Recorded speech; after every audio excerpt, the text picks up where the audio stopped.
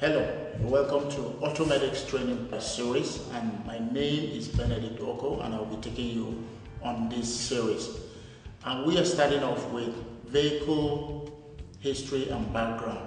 And before you know anything about any system, you definitely need to know about the history and the background, and that is what we're starting off with now.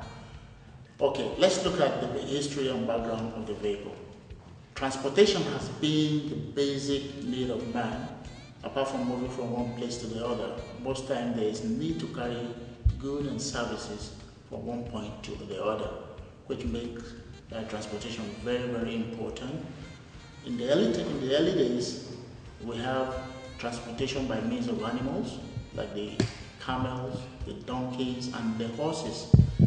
These are the days where goods and services are moved from place to place using animals. From the age of animals, you also move to another age where you have horse-drawn carriages, where you have carriages that are drawn by animals, specifically horses. Now we have paved roads then, but then we have horses that draw carriages on these paved roads. After that age came the age of horseless carriage, where you don't have the horses moving the carriages around. That is the age where you have the internal combustion engine moving the carriages around. Now we look at how the vehicle came into existence. You get to know who are actually the people who invented the automobile. In different climes, different people lay claims to who is the original inventor of the automobile. But we are not going to bore you with that. We are going to look at several inventors, but then we are going to narrow it to some other people that we have seen in history. Many people believed Carl Benz was the first motor vehicle inventor. The Americans believed that Henry Ford was the first motor vehicle inventor. A German, Nicholas Otto, designed the four-stroke cycle, which all four-stroke systems run today.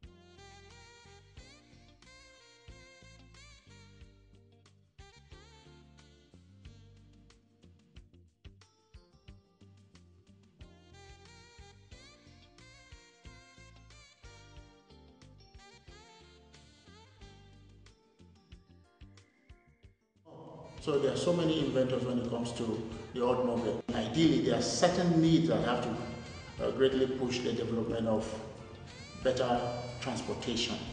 And we are going to look at those variables now. The first one, speed, load carrying capacity, reliability, and also affordability. Not forgetting comfort, ease of usage, and convenience and environmental factors.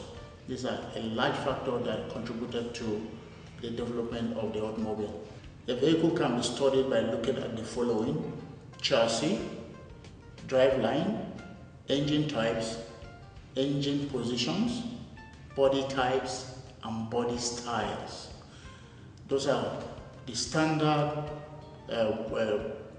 points where you can actually look at a vehicle and know what kind of vehicle it is. Okay, let's go to the next stage now, which is the chassis. What is actually a chassis?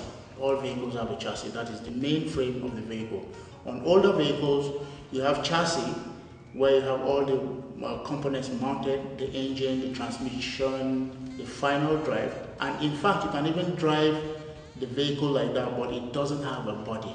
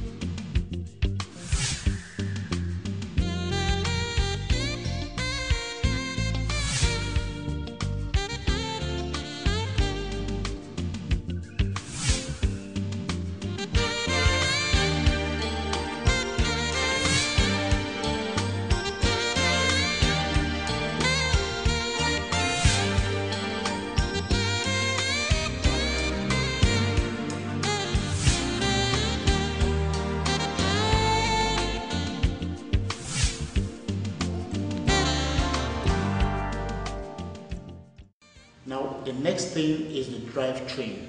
What is the drivetrain? The drivetrain, we have different kind of drivetrain depending on the kind of vehicle it is. Now, we will look at some major types of drivetrain that we have available. You have the front wheel drive. You also have the front engine, rear wheel drive. You have the front engine, all-wheel drive, and you have the front engine, four-wheel drive. Now, these are standard driveline that you have on vehicle design.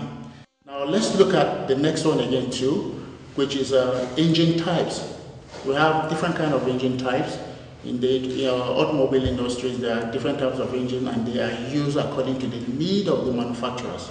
For example, we have the horizontal engine, you have the transverse engine, you have the boxer type of engine, and then you have the V type of engines as well. Now, the more complex a vehicle becomes, or the more demanding a vehicle becomes, the manufacturers can decide to do something different. You also have the W type of engines, which is very rare. You have the W8, the W16, which is basically a trademark of the Volkswagen Group. Now, you also have the radial engine, which is not used more on automobile application today, but back then in the early airplanes you have the radial engines. Now let's look at the next section, which is going to take us to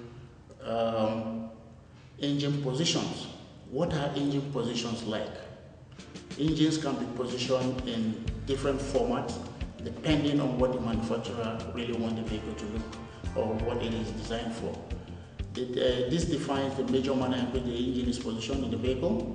This could be transverse, that is commonly called cross engine, or longitudinal, which is straight, if it is placed straight. Sometimes it could be slanted or in any shape to make sure they sit properly. Now we have rear engines too. Presently, there are two major body types used by vehicle manufacturers. The first being body over frame, mostly found in trucks and SUVs. And the second is known as unibody, very common with light-duty vehicles. Now, I will explain to you what a body over frame is. If you have looked at any of those old vehicles where you can detach the body from the frame, that is taking off the body away from the chassis, and then you have the chassis separate, you have the body separate, that is body over frame design.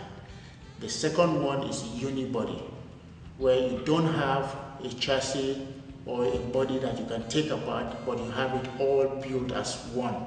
That is unibody. Now we'll go to the advantages and disadvantages of these designs, but first of all, let me also tell you the type of styles you also have. Apart from the body types, you also have the body styles.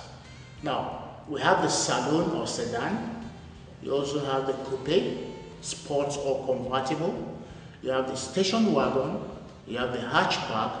Then the trucks come in, the SUV, which is a sport utility vehicle. You have the COV, which is crossover vehicle, and then you have the luxury trucks. You also have the van, buses, minivan, and all the likes. Those are body styles. Now back again to the advantages of the body over frame and the unibody. First, let me tell you about the body over frame. On the body over frame, if you have any major repairs to carry out on the vehicle, maybe there's a collision or something you need to do on the vehicle, it is easy for you to take away the body, and then you have the frame. You can do everything you want to do on the frame. Now on the unibody, you can't do that on the unibody. But the advantages that the unibody have over body over frame is that in the event of a collision, the unibody is safer than a body over frame because it has what is known as crumble zones, where the vehicle will absorb impact from the accident. Although the vehicle may not be useful to you anymore after the accident, but then it will save a life. But on the body over frame, you have everything very rigid, and then it's just like stoning something on the brick wall. You know what I mean by that? It means that the impact is going to be transferred to the occupant of the vehicle, while the vehicle is intact, but then the occupant of the vehicle will receive the impact of the accident. Now that is body over frame and then unibody.